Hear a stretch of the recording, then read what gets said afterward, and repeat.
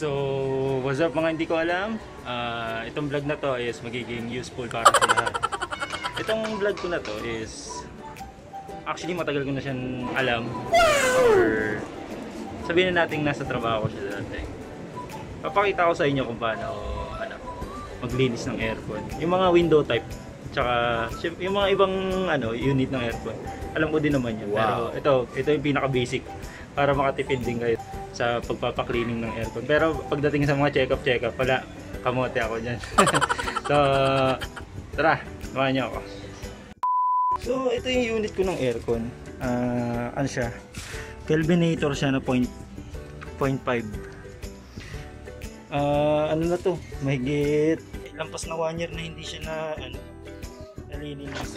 So, buksan natin siya. So, ang kailangan natin is ang ibang portable pressure washer. Kahit ganyang kaliit yan, napakalakas niya. Wow! Kailangan natin yan para pambuga dyan sa mga madudumi. Para sobrang linis na yan. Malamig na magbuga ng hangin. Tsaka, kailangan natin ng vacuum pang sipsip ng tubig. Yung mga gelatin. Makita nyo dyan, may mga gelatin yan sa loob niya. Mamaya. Kaya mahina na yung airflow niya kasi nga nabablock na siya ng mga dumi, yung mga alikabok. Wow! Namumuo kasi yan pag nababasa. So, bubuksan natin siya. Isa-isayin natin. Ang gagawin natin is kakalasin natin yung mga tornilyo na ito para mabuksan natin siya. Okay?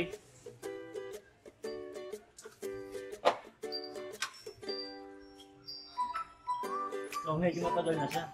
First time na ito buksan eh.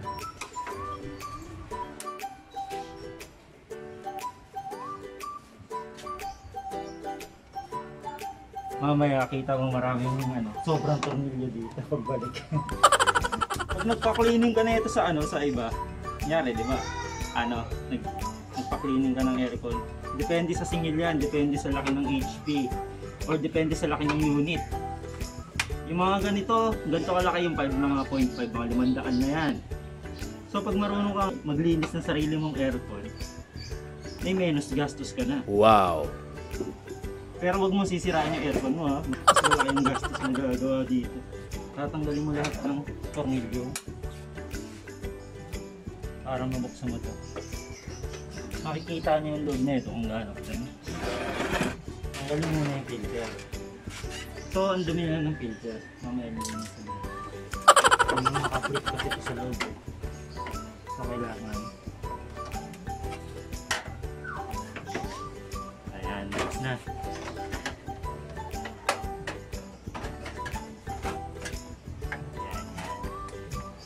So, ayan. Ayan. Tignan mo kung gaano kadumi yan. Tignan mo kung gaano kadumi yan. Lampas 1 taon na yan. Mas matanda pa sa anak pa yan. Kaya tignan nyo yung loob. Ito ang loob niya.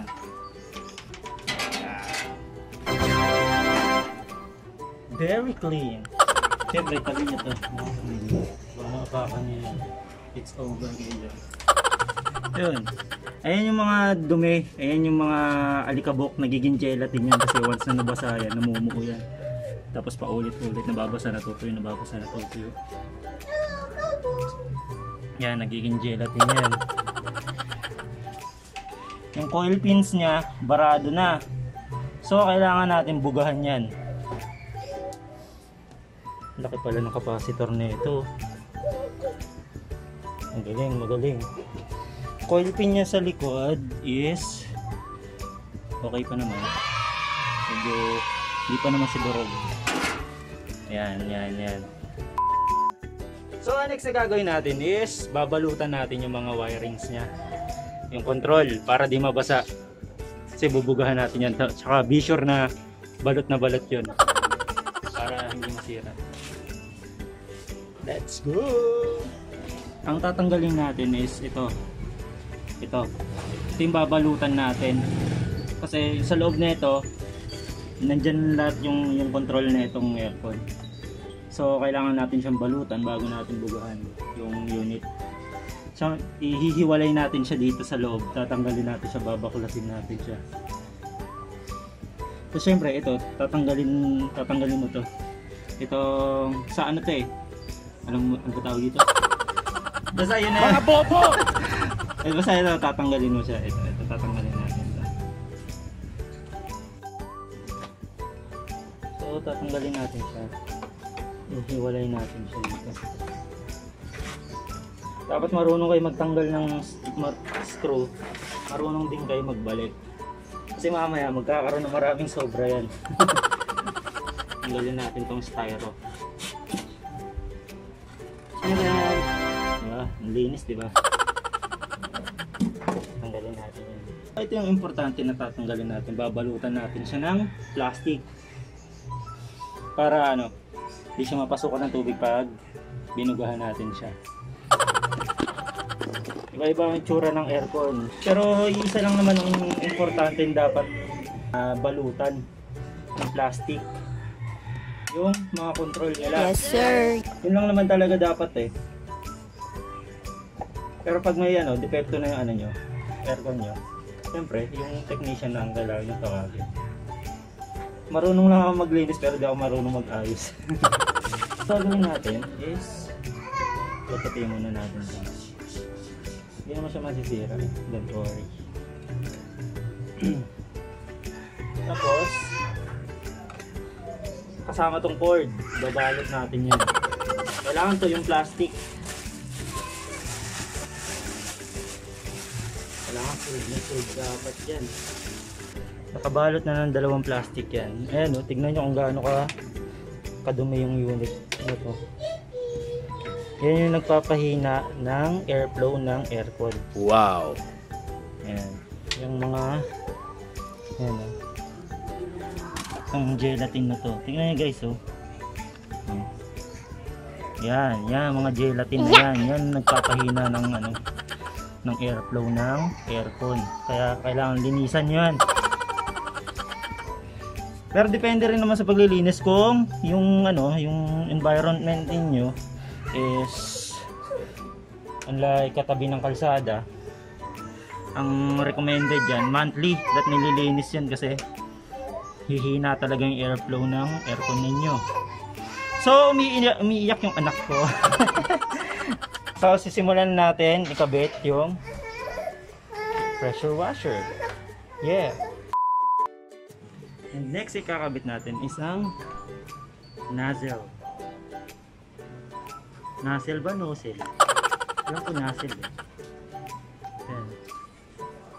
Counter-terrorists win!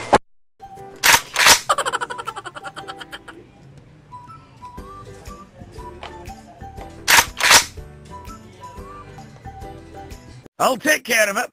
Time to go. Time to go. Aye. Fire!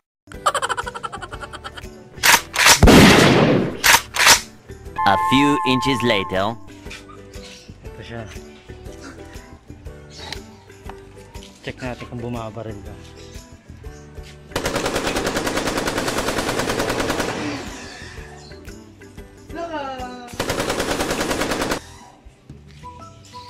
Adjust muna natin.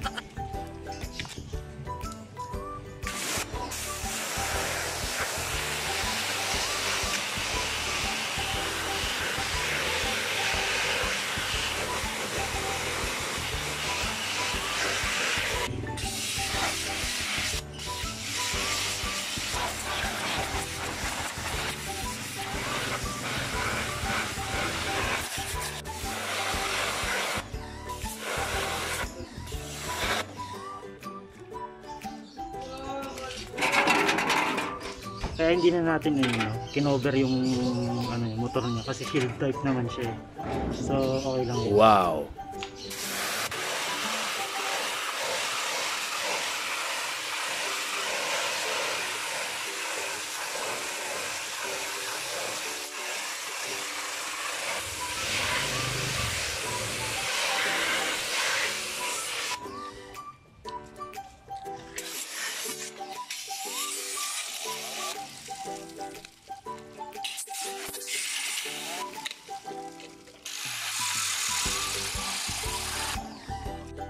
So yan, malinis na ulit. So yung mga maliliit na yan, maliliit na dumi, vacuum na lang yan. So itong casing naman yung lilinisan natin.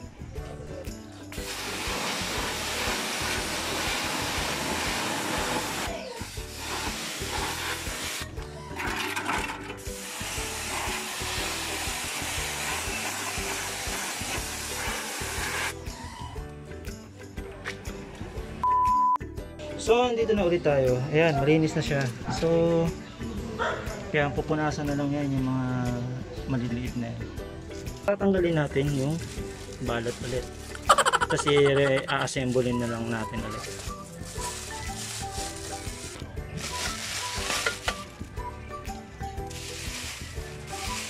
Ang hirap mag-video ng mag-isa. Ayan. So, tuyo naman siya. So ikakabit lang natin siya ulit. Kabit ko muna guys. Tara! Yan, buo na siya. So ikakabit na natin siya. Titignan natin kung gumagana. Ayan tatak ng aircon ko. Yan. Isa sa mga pinaka OG sa brand ng mga appliances. So ikakabit ko na. Woo! Much later. So naiakit ko na ang aircon. Ito na siya. Sasalpa ko siya doon. Yan.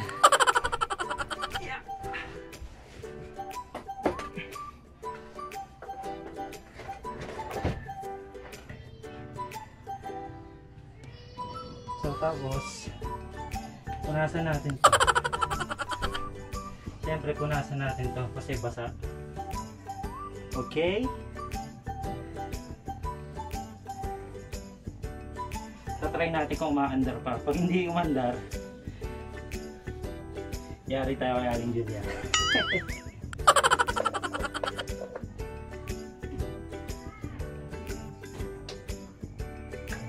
Yun! Woo! Working! Working. Kailangan natin lagay itong mga yung mga styro. Kasi para hindi lumabas yung lamig.